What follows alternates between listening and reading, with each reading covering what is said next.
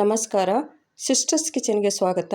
ಸಿಂಪಲ್ಲಾಗಿ ಮೂಲಂಗಿ ಕಾಯಿ ಪಲ್ಯ ಮಾಡ್ತಾಯಿದ್ದೀನಿ. ಯಾವ ಥರ ಮಾಡೋದಂತ ನೋಡ್ಕೊಳ್ಳೋಣ ಬನ್ನಿ. ಸ್ಟವ್ ಮೇಲೆ ಒಂದು ಪಾತ್ರೆ ಇಟ್ಕೊಂಡಿದ್ದೀನಿ. 2 ಸ್ಪೂನ್ ಆಗಷ್ಟು ಎಣ್ಣೆ ಹಾಕ್ತಾಯಿದ್ದೀನಿ. 1/4 kg ಆಗಷ್ಟು ಮೂಲಂಗಿ ಕಾಯಿ ತೊಗೊಂಡು ಅದನ್ನು ಕಟ್ ಮಾಡಿ ನೀಟಾಗಿ ವಾಶ್ ಮಾಡಿ ಇಟ್ಕೊಂಡಿದ್ದೀನಿ. ಎಣ್ಣೆಯಲ್ಲಿ ಹಾಕಿದ್ದೀನಿ, ಹುರ್ಕೋತಾ ಇದ್ದೀನಿ. ಒಂದು 2-3 ನಿಮಿಷ ಹುರ್ಕೋಬೇಕು ಚೆನ್ನಾಗಿ. ಎಣ್ಣೆಯಲ್ಲಿ ಹುರ್ಕೊಂಡಿದ್ದೀನಿ 2-3 ನಿಮಿಷ. ಇವಾಗ ಒಂದು ಪ್ಲೇಟಲ್ಲಿ ಎತ್ತಿಟ್ಕೋತಾ ಇದ್ದೀನಿ. ಅದೇ ಪಾತ್ರೆಯಲ್ಲಿ 2 ಸ್ಪೂನ್ ಆಗಷ್ಟು ಎಣ್ಣೆ ಹಾಕ್ತಾಯಿದ್ದೀನಿ.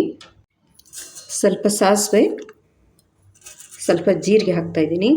ಸಾಸಿವೆ ಜೀರಿಗೆ ಎಲ್ಲ ಚಟಪಟ ಅಂತ ಇದೆ. ಸಣ್ಣದಾಗಿ ಕಟ್ ಮಾಡಿ ಇಟ್ಕೊಂಡಿರುವಂಥ ಒಂದು ಈರುಳ್ಳಿ ಹಾಕ್ತಾಯಿದ್ದೀನಿ.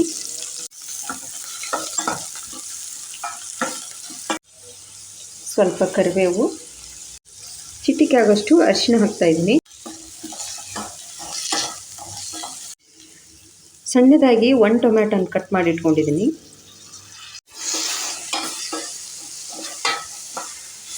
ಸ್ವಲ್ಪ ಚಿಲ್ಲಿ ಪೌಡರ್ ಹಾಕ್ತಾಯಿದ್ದೀನಿ. ರುಚಿಗೆ ತಕ್ಕಷ್ಟು ಉಪ್ಪು ಹಾಕ್ತಾಯಿದ್ದೀನಿ. ಟೊಮ್ಯಾಟೊ ಎಲ್ಲ ಸಾಫ್ಟ್ ಆಗಬೇಕು ಅದಕ್ಕೆ.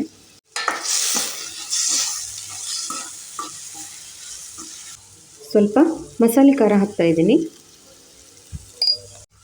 ನಿಮ್ಮ ಹತ್ರ ಮಸಾಲೆ ಖಾರ ಇಲ್ಲಾಂದರೆ ಚಿಲ್ಲಿ ಪೌಡರ್ನ ಜಾಸ್ತಿ ಹಾಕ್ಕೊಳ್ಳಿ.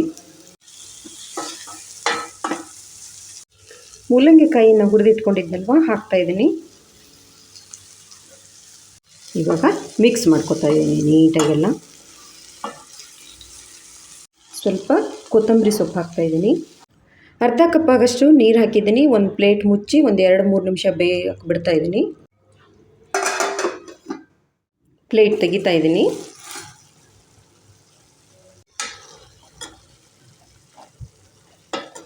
ರೆಡಿಯಾಗಿದೆ ನೋಡಿ, ಚೆನ್ನಾಗಿ ಬೇದಿದೆ. ಸ್ಟವ್ ಆಫ್ ಮಾಡ್ತಾ ಇದ್ದೀನಿ. ಮೂಲಂಗಿ ಕಾಯಿ ಪಲ್ಯ ಮಾಡಿದ್ನೆಲ್ಲ ರೆಡಿಯಾಗಿದೆ ನೋಡಿ.